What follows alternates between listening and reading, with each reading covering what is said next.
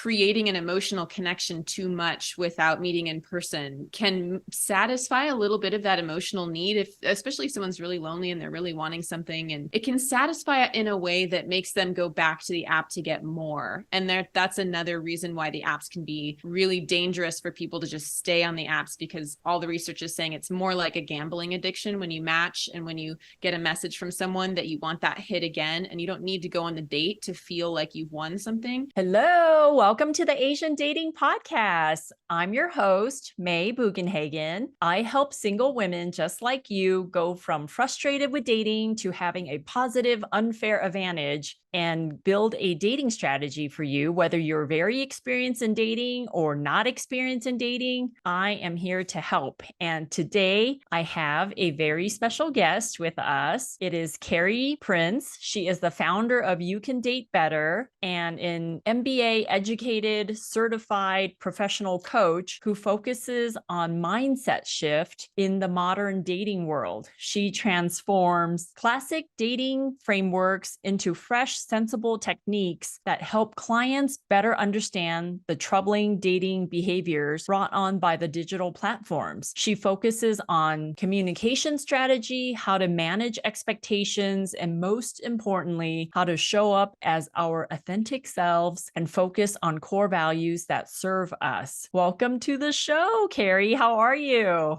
Thank you, May. Hi, I'm doing great.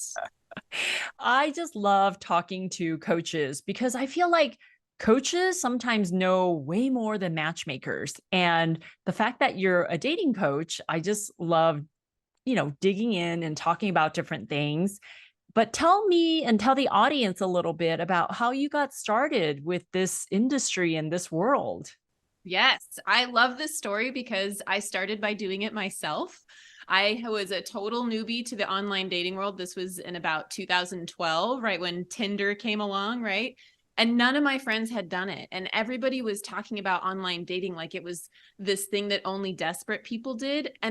And that really actually got to me. And I was like, I don't think that's true. I think this is for anyone. So I'm going to do it and I'm going to prove you wrong. So I got on OkCupid, the desktop version at that time, and I just started having fun. I told myself I'm going to go on 10 dates no matter what. I'm just going to see what this is like and kind of document my experience for myself. And I learned a lot by setting a goal and following through with it and doing that. And of course, by the end of that, I actually met someone that I liked and dated for a while.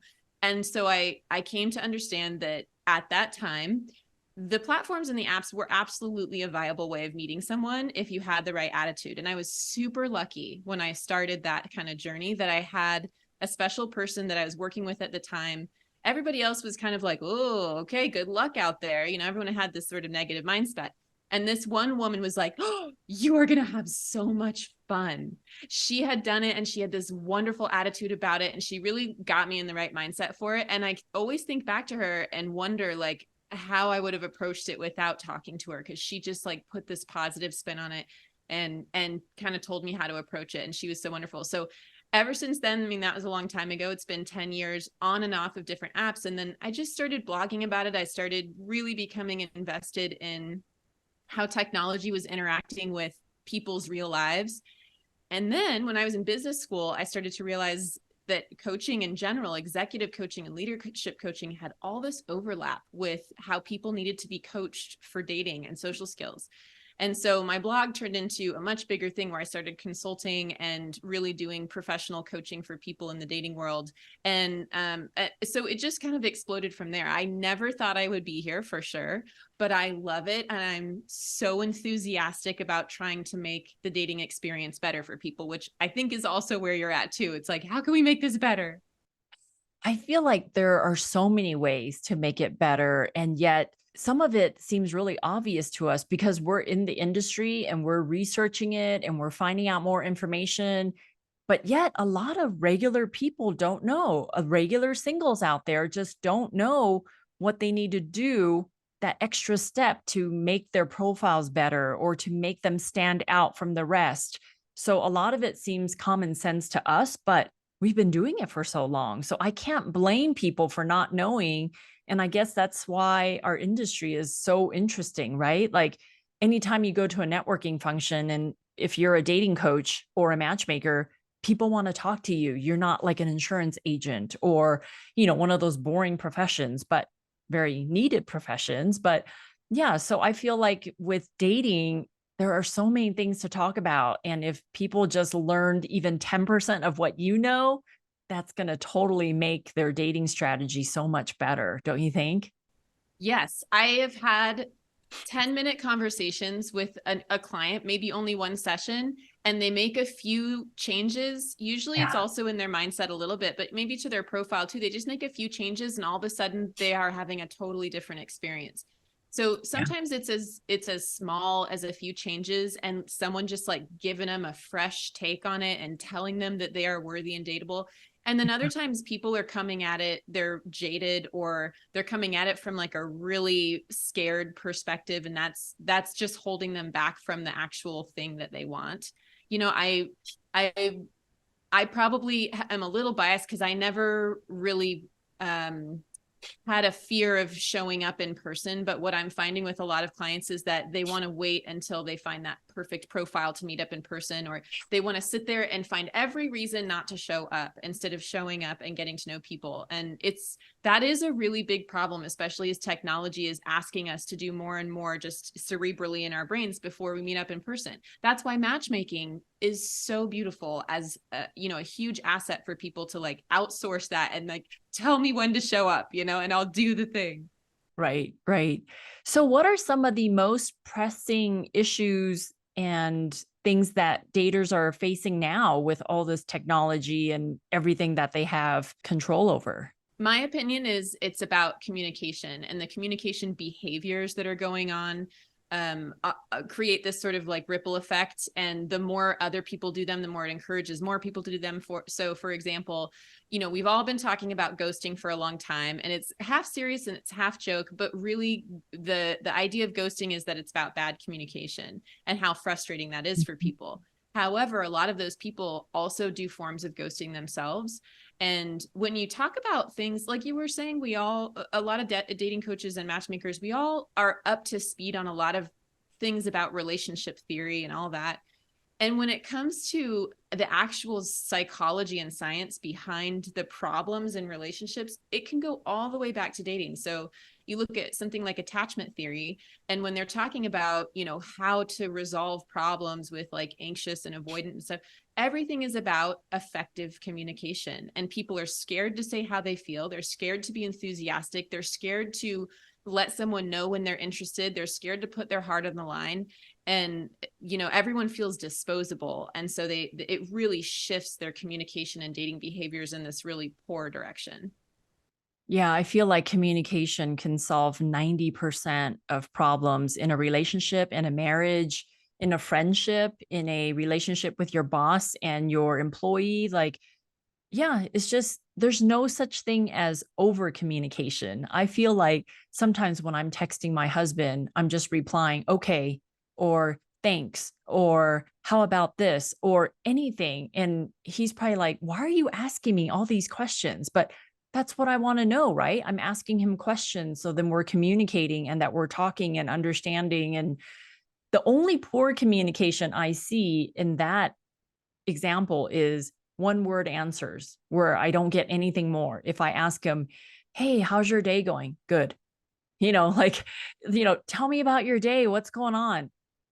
Okay. He might reply two or three sentences, but there is no such thing as over communication, or there's no such thing as over communication being poor communication. Like, I'd rather just know. I just rather know more information and let me decide how to process it. So, Totally. And with your husband, you have all this context of who he is as a person already. And then for people online, these are strangers. So most of the time, what our brain does is say, there is danger. They are the unknown. And you're going to never give someone the benefit of the doubt when you're questioning their answer. So if they give a one-word answer, your brain goes, oh, they're not into you. They're not interested. They're not actually serious. They're seeing someone else. Your brain's going to jump to every conclusion that protects you instead of give someone the benefit of the doubt and be like, oh, maybe they're working today and they can't get on a dating app to reply or whatever. So yeah, I totally agree that I think people need to err on the side of over communication. It's going to be such a distance when someone is overdoing it and being a little too maybe anxious or demanding too much or something. That's not what I'm hearing from clients about communication. People still going by these stupid old dating rules, like waiting 3 days to call someone or text someone. Like, again, super unhealthy behavior that is not coming from a secure person who believes in expressing their feelings. Like the whole playing games thing, especially working with people like above 30, all that avoidant playing game stuff to me is for like kids that aren't ready yet. As soon as you're an adult and you're looking for a serious relationship, being able to communicate your authentic feelings is the most sexy adult thing you could possibly do. Yes, I agree. I agree. So let's see. Are dating apps today totally useless now? Like, do you see the difference between couples meeting on a dating app or meeting organically? Is there a better success rate if they meet organically or on a dating app, or does it not matter? I think the numbers are encouraging in terms of the real numbers that we see. You know, there are plenty of studies right now that are saying most couples are meeting online, and that can feel really encouraging. But I think if you ask people about their experience dating online, and I think like Match.com does their, Singles in America study, most people are not happy when they are using the apps dating online. So we have this funny sort of difference between the experience of dating online, even if they do end up meeting their person from that, and the experience of meeting someone in person, which everybody holds on this pedestal of the meet cute. And that's what I want for myself. I want this special situation. So I think the important thing for people to remember is that you can meet your person anywhere. What the apps give you is a pool of single people as a starting point, but you still have to do all the work of getting to know someone as you would if you met someone in person. So I don't think the apps are useless at all yet, although AI is kind of throwing some tricky things at us right now. But honestly, the advice I give people is always the same. What you want to do is get to the in-person date to have that in-person experience, just like you would if you met someone in the real world.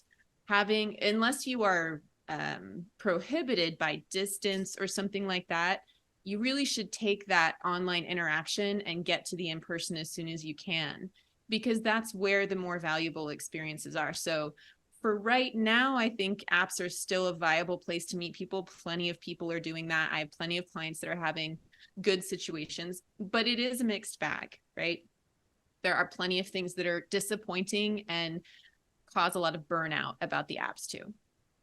But isn't that they say they have a poor experience with the dating apps because they haven't found their person. But if they found somebody great, then they're going to be like, oh, yeah, I had a great experience. So I just feel like it's not a good indication of a study or a survey of how people feel. Because if they find somebody, of course, they had a great experience with the dating app. But if they're still dating, like, do they give it 1 week? Do they give it 1 month? Do they give it a year? And what are they doing? Like, they're the common denominator in all these dates. What are they doing wrong? Not the apps. I feel like the apps are great. Like, where else are you going to go that has like a giant salad bar of single people that are saying they're single? Granted, 10% might be shady, 10% might be bots, but overall, like, where else can you go that all these people are single, unless we start a revolution and make everyone wear a bracelet that says I'm single and ready to date or something. But I think apps are the way to go to meet people. Like, if I was single today, I would be a fan of going to one place to see all these single people. Like you said, it's mindset. It's like, do you go into a dating app experience with a positive mindset, so then you're going to get positive experiences? Or you're going to go in having a negative attitude and you're going to be like, oh, of course I'm having a bad experience. This person kept talking to me for 3 weeks and now she doesn't want to meet me. Of course it's a horrible experience. Do you know what I mean? And like I agree with that about 90%. There's just 10% of me that feels like it is tougher for people now because of a few things. But I agree with you also because nobody ever talks about, like, they say, I just want to meet someone at work. I just want to meet someone at the bookstore down the street when I'm shopping for a book or whatever. But one thing I always used to tell people about the benefit of an online community that is not a direct connection to your own life is that there's far less chance of a big conflict of interest. So you meet someone at work, you date for a while, it doesn't work out. All of a sudden now they're at work, and that's awful. And you hate that. Friend of a friend, same thing. You have a bad breakup. Now the friend group's all weird. If you meet someone at the bookstore down the street, now every time you go to that bookstore, you're worried you're going to run into them, or they work there and you're never going to go there again. So the dating app world, especially for people that have these big social networks, or maybe if their social network, like their work relies on that social network to be at peace, it can be such a great place for them to be like, I'm so glad I can meet I can meet people outside of my social network. And that was definitely me. That's why I liked it too. Now, the other thing is, and I'm curious about your thoughts on this, I have a lot of practice. I had a lot of experience and practice over many years. And so I kind of know what's up. And I'm finding that with new people that have never been on the apps, the education to get them to where they need to be to like safely date and do these things feels like a lot right now. Yeah, I can see that. I mean, I'm just thinking back to my single days when I did Match.com or Plenty of Fish. And yeah, I would meet people and go out for a drink and then go out for another date and then a third date, which is okay, it's time to kiss on the third date, like it felt like, okay, this is what I was supposed to do, but it wasn't so, I guess, so scammy like the way things are now. I mean, I don't know. I'm not on the apps right now. Obviously, I've been with my husband for a while, so it's been 15 years. But yeah, I could see it being a big learning curve for people that are not used to it. And like you said, we didn't even talk about the AI stuff, but that's a whole other can of worms. Like that adds a whole other dimension to these dating profiles and dating experiences. But yeah, I would think for people who starting off dating now, it could be a lot of time wasted by communicating with these people, they don't know, maybe they're thinking, you know what, I'm supposed to text back and text for like 2 weeks before meeting them in person. It's like, well, that's a long time. Like, I think you should text a couple text messages here and there. And then if you're close by, just meet up for a drink, coffee, a walk with the dog or something, and just see if there's chemistry that way. I'm not sure what are apps telling people to do now. A lot of the really good advice is just that. It's not to keep a text chain going and to build up that fantasy in their heads too much before they meet someone, to really keep an open mind and not set your expectations too high. A couple of reasons for that. One is that scams that love bomb people for a while and really manage to make them have emotions without ever meeting up in person or having a real video date, something like that. Those scams really rely on hooking people with again, sort of this love bombing for a while. And so that's why a lot of dating coaches too are like, do not raise your expectations and expect anything until you really meet in person. The other thing is that our personas via text and all that are really different than what they can be in person. We have a lot of time to craft responses and be very clever and very sexy and all those things. And that's okay to have that, if that's real, if that's part of yourself, but especially with AI, chat GPT, that kind of stuff, we really can't verify someone until we see them in person and really experience them for ourselves. And even with video, AI filters and reshaping and all that stuff is getting very, very sophisticated. So I used to tell people, hop on a video date real quick, just say hi and hello and get a sense of their energy and personality. And I still think that's true for a while, but at some point, people that maybe have some crippling self-esteem or have built up an online version of themselves, that might be threatened pretty soon here at the video date, the authenticity of the video date. So we'll see what apps can do to thwart that a little bit. I'm totally with you. It's like, get to the date, just go meet each other. I feel like a video date is still okay. You can tell if someone's energy is the same as their text messages, or you can tell if they are as clever or as funny as they seem to be, or if they're a total dull, introverted, awkward person. Like you could tell that kind of stuff. But you're right. Like even advising someone to hop on a Zoom call or a FaceTime call, they can alter their appearances, right? Like right now I'm using a little touch up. I mean, I probably look 60 in person, but like on Zoom right now, I can look 50. Do you know what I mean? Like, so I get it. I get it. But you get a sense of what they look like and the gist of what they look like. And maybe their skin is not as great when you meet them, but overall, they kind of look like that. So yeah, I can see that being tougher. But you would think if I had like 3 bad experiences with 3 bad first dates, the person totally didn't look like that, the person didn't sound like what I thought they would sound like, then I would want to get to first dates in person a lot quicker. Like that would be my lesson, right? So I've learned that lesson and now I will just be like, "Hey, Carrie, you only live, 10 minutes from me. Do you want to grab a quick drink after work and just meet them in person?" Yes, absolutely. And I think that is the whole experience curve too. You start to understand very quickly the profiles to avoid because they're too perfect looking and they're never going to respond. And the way that we know the algorithms worked previously is, especially when you first join an app, it's very tricky because they're showing you the most popular profiles. And there is this sense of competition. Both men and women are wondering how much attention the other person is getting all the time. We make all these assumptions about that other person. And there are a lot of strange things that online profiles can allow people to do in terms of having multiple dating streams going and all that, which is another reason why you just need to either hop on video, which again, I think for now is probably still fine for a while, or meet up. But going back to that learning curve, even creating an emotional connection too much without meeting in person can satisfy a little bit of that emotional need, especially if someone's really lonely and they're really wanting something, and it can satisfy it in a way that makes them go back to the app to get more. And that's another reason why the apps can be really dangerous for people to just stay on the apps, because all the research is saying it's more like a gambling addiction when you match and when you get a message from someone that you want that hit again, and you don't need to go on the date to feel like you've won something. So that's another reason why dating coaches and matchmakers are so essential right now to get you out of that cycle of feeling like you just want to keep swiping and getting the match and getting the messages and getting the attention, because we want to get away from the cycle of feeling like that's the reward versus the in-person experience. Yeah.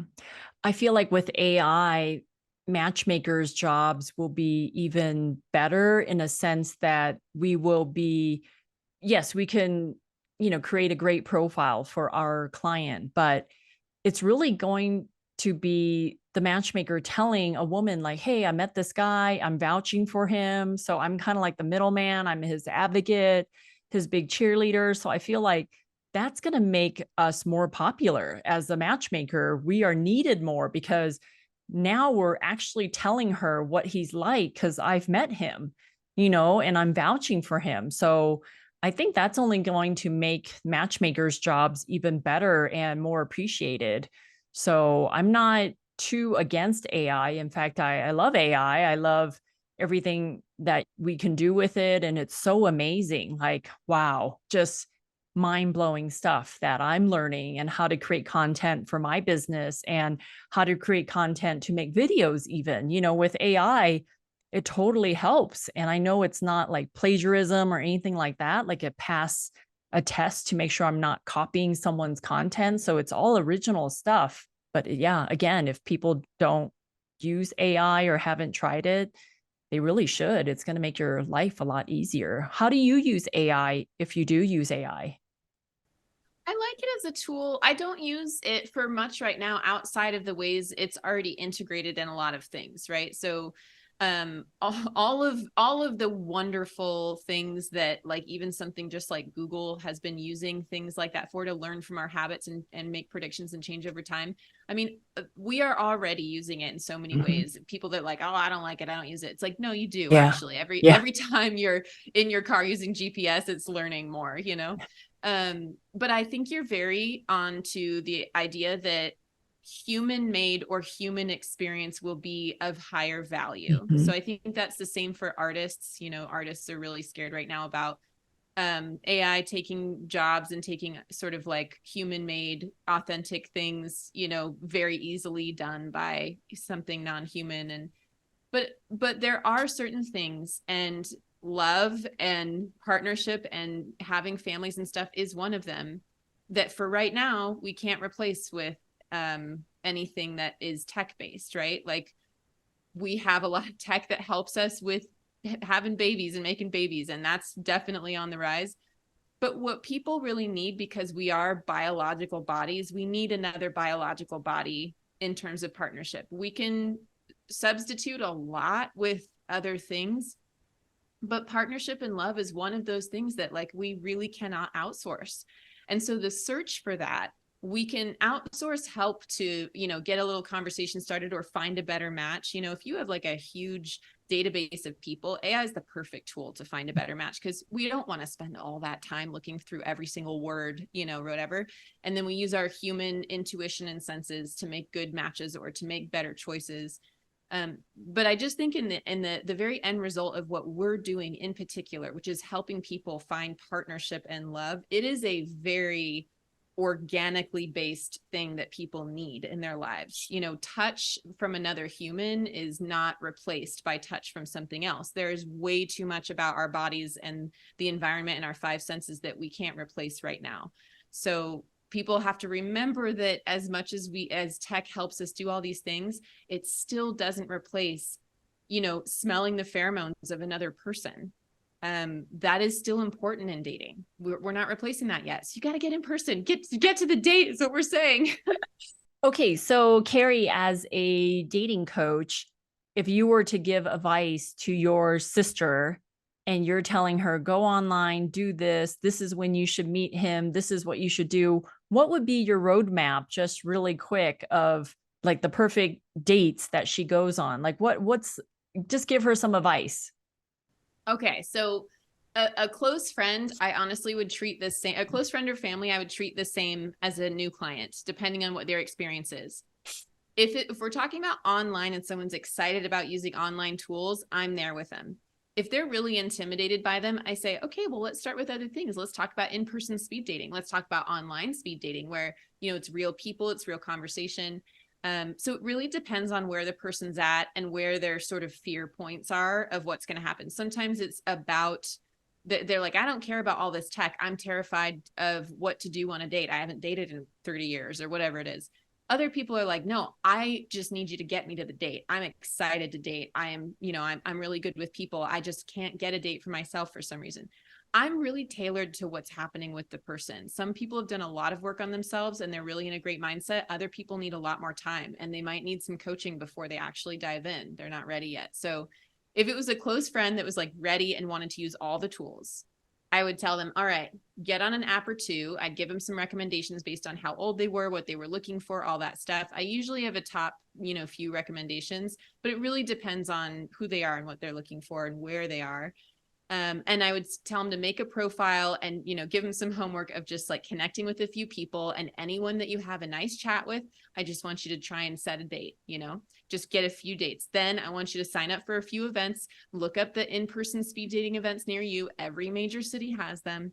And look up, I think the Fun Singles does online events for people too. So for me, a new person, it's about ripping off that Band-Aid. You need to step into your power as a dater and start having those experiences, because your confidence will grow so much when you just start getting in there and realizing, oh yeah, I can have conversations with new people. And it's not super scary. And not every person I sit in front of is going to be my dreamboat fantasy person, but that's okay, because the whole experience is to feel more confident and happy and delighted by getting to know people. Then by the time you actually meet someone who's like a really good match, you're in a great mindset to have a great date and be open to them and understand that they're a good match for you. Yeah, I don't understand where I have a couple male clients. I'm like, okay, so you're not attracted to her, but you have very, very minimal dating experience. Why don't you just go out on a date and see if you can date? If you're a good dater, can you hold a conversation? Can you ask her questions? Can you chat with her? Can you get dressed up for a date? And he's like, I don't want to do a date practice. I just rather wait for the perfect person. I'm like, you're not going to be in any condition to go out with the perfect person if you're rusty at dating or have zero experience. Like, he just won't go out for the sake of going out. So how do you convince somebody to get that dating experience if they feel like, no, I'm just going to wait for the perfect person? A couple things. One is a lot of people that are waiting for the perfect person, they tend to be avoidant personalities. I relate to that because I was also had avoidant tendencies for a long time. And so giving them resources to just read about themselves and maybe what's going on with them in that way might help a little bit. One thing is like, here's some education. See if you connect with this at all. See if you think it speaks to you at all. Just let people learn on their own and make connections on their own.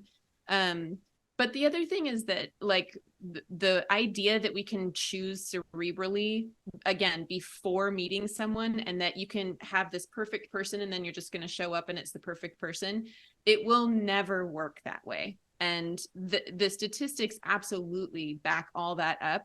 49% of people that are in a relationship say they weren't attracted to their person when they first met them. So I love statistics, by the way. I was just talking to people about persuasion tactics, because if you're a logical person, which this person sounds like they could be a logical person, because they're thinking, no, it's okay, I'll just wait until the perfect situation comes along, I'll show up, and then that will be my person, which is BS, right? But if you know that 49% of people did not feel attraction to their person on the first date, that means that you're saying, I'm going to be part of that 51%. I know it. It's a coin toss. That's totally ridiculous to bank your love life on a coin toss. That is absolutely ridiculous. You don't get to choose your love story. It just happens to you the way it happens. And the only way you will find someone is if you open up as many connections as possible. If dating is a numbers game, you got to be playing. That's probably what I'd tell them. Okay. I love it. I love it. So what about a woman who says, oh, I only want to meet a tall guy? What do you say to that? Oh, this comes up so much. Why does this come up so much? And for context, everyone, I am 5'10". I am the top 10% height of woman in the whole world, right? Very tall woman. And I also had feelings when I was dating of like dating someone much shorter than me, but I wasn't super weird about my height or taller. So when people come to me and they want someone that's much, much taller, they want someone who falls into the 10% of the population. 10% usually. People are usually saying like above 5'9", right? Average height of the man in the world is 5'8". Average height of the man in the US is 5'9". So if you're saying you want people above 5'9", you've just eliminated half the men to your availability, half of them. And you're telling me that if the perfect person showed up in your life and they were an inch shorter than what your dream height is, that you wouldn't like them? No, it's ridiculous. And when people actually have real experiences, they start to understand attraction better. But if they just sit back and you give them a choice, oh, well, how tall would you like them to be? Everybody's going to make a choice. Of course they are. And you know what? Everybody's going to make the same freaking choice. And then you're leaving out, again, this huge percentage of the population. So another thing is like, you always ask why. What's the core value associated with someone being tall? Why is that important to your life? Why does that make someone a good father or a good husband or a good partner? What is that? And if they're like, oh, I just really want to feel that they're bigger than me, that they, I want to feel protected. I want to feel feminine. Women say all these things. You can feel all those things with someone who is not that exact height. I promise you. So lots of different things. It's very hard to crack. That is a really hard one to crack. Women are so obsessed with height. But the people that have the most success, I have found, are moving through things like that. If you're still stuck on height, you got a lot of work to do. Yeah, it's almost like I like to save my tall guys for my tall women, because I feel like, okay, if someone's 5'10", someone's 5'9", I could set up a guy who's 5'10", 5'11" for her because, she's tall. So, okay, or a guy same height. But for the women who are like 5'2" and they're like, I need a guy who's 6 feet. I'm like, I don't even want you in my database, to be honest. Like, it's gotten to a point where I'm like, okay, you're just not ready to really find love, right? If in your top 3 criteria is height, okay, come back to me in 10 years and see if you're still looking for a guy who's tall. Because if you want kids now, if you're 33 and under and you want kids, that's great. I have a really easy time setting you up. But if you're 34, 36, and you're still holding out for that guy who's 6 feet tall and you're 5'2", 5'3", that's going to be a tough one. Like, you're really placing the wrong emphasis when you're dating and searching for the people. You are not searching for the right things. It's almost like you're not even ready to be in a relationship if you're still so focused on height. Absolutely. It's coming from a place of ego and what you the perception of you is as a person when you're with someone taller, what your perception of masculinity is for tall men or whatever. I've heard women say, I really want tall kids. And again, it's like, well, why are tall kids more valuable? And then they'll say things like, oh, there's the statistics about, how tall people, this, that, and the other. And then I just go back to saying, I'm 5'10". The love of my life is also 5'10". And for some reason, we're blissfully happy and making it work.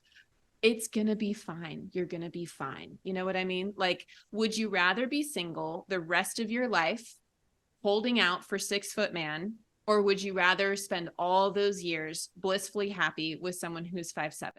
I know. I know. So I'm 5'6", which is tall for an Asian girl. I dated a guy who was 5'6", and it was fine. Like, height doesn't bother me. Like, there's so many other things. I feel like shorter men try harder. I feel like they're better boyfriends, better husbands, better because they know how to be a good person. They don't just rely on women flocking to them because they're 6 feet tall. Like, that's just like, they have it so much easier. The tall guys, they don't have to treat you as nice because they have Yeah. options.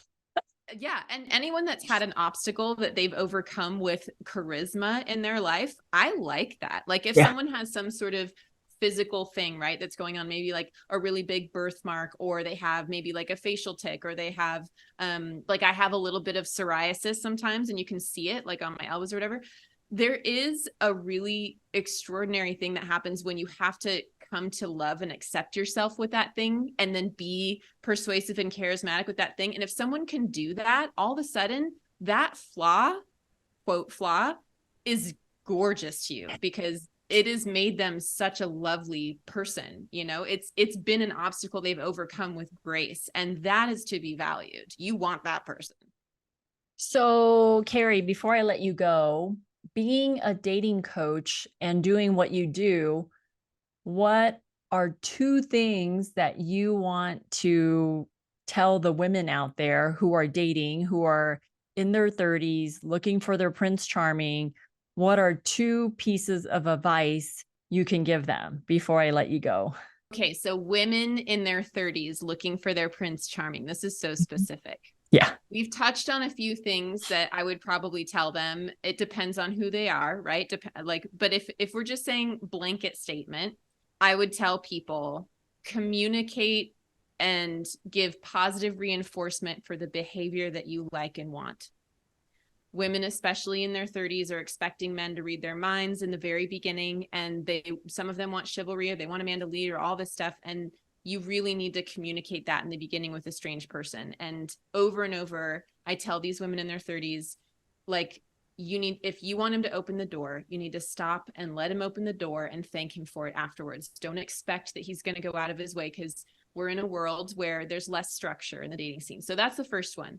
Communicate your needs and give positive reinforcement to the things that you like and want. The second is to get rid of your checklist of objective criteria. And that sounds very wordy, but the things that matter are the way that people make you feel and the way that people align with your core values. So this is not new. Many dating coaches agree with this, but you're looking for people who are kind and who respect you, and also who have similar life goals in the future for those things that matter. So for example, if you want kids and someone doesn't, as much as you love each other, that might be a really big point of contention. So get rid of the objective checklist and go with core values and the way that someone makes you feel.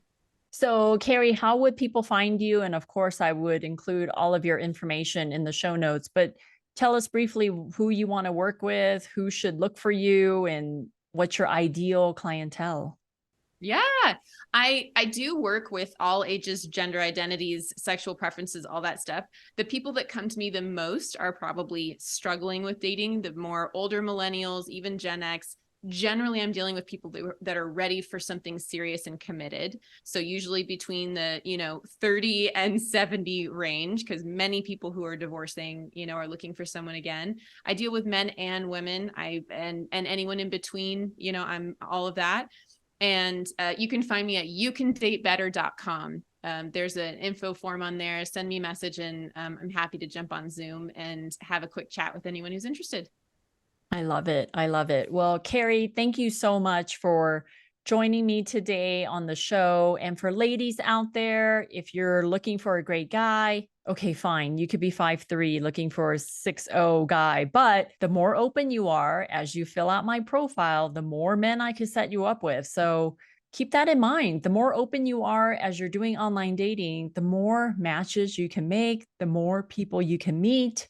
So go to twoasianmatchmakers.com, fill out a profile with me. And if there are men out there who want me to be your matchmaker, I would love to work with you as well. So thank you, everybody, and have a great day. Bye.